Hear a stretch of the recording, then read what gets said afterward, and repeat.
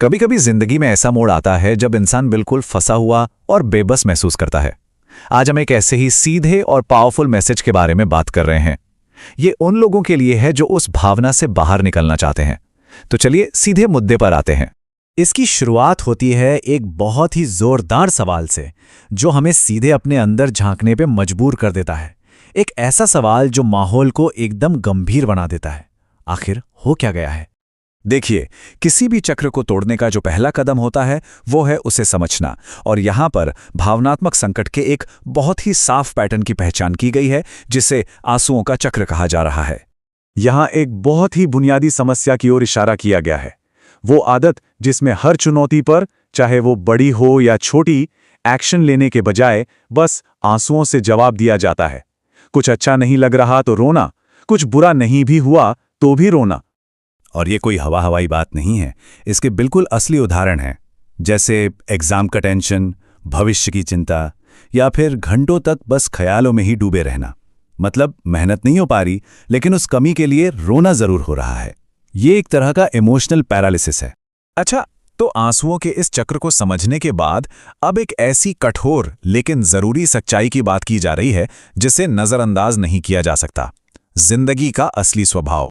और ये लाइन इस पूरे विश्लेषण का निचोड़ है, एक चेतावनी है कि जिंदगी को पूरी गंभीरता और कमिटमेंट की जरूरत है।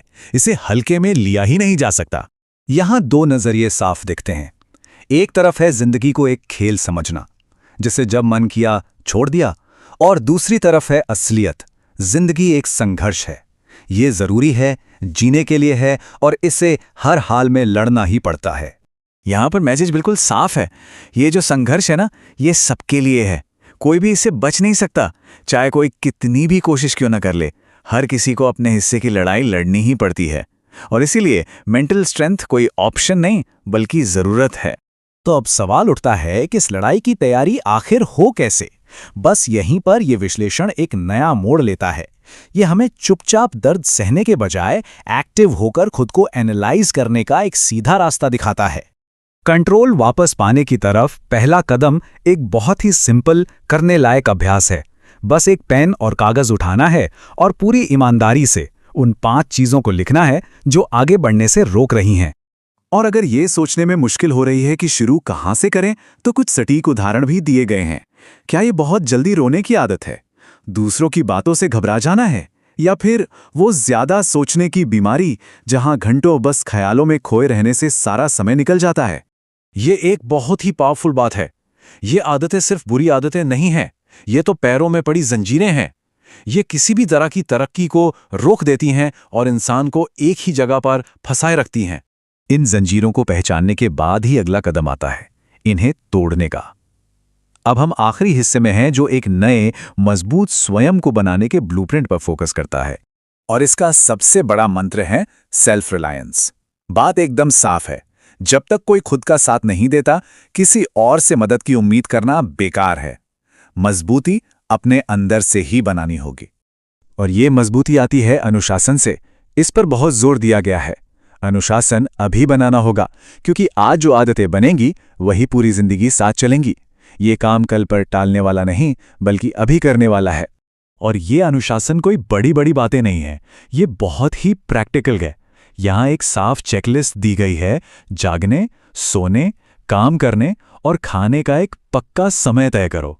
ये सब एक ऐसा रूटीन बनाने के बारे में है जो जिंदगी को कंट्रोल में लाए। आखिर में सारी बात इसी पर आकर टिकती है।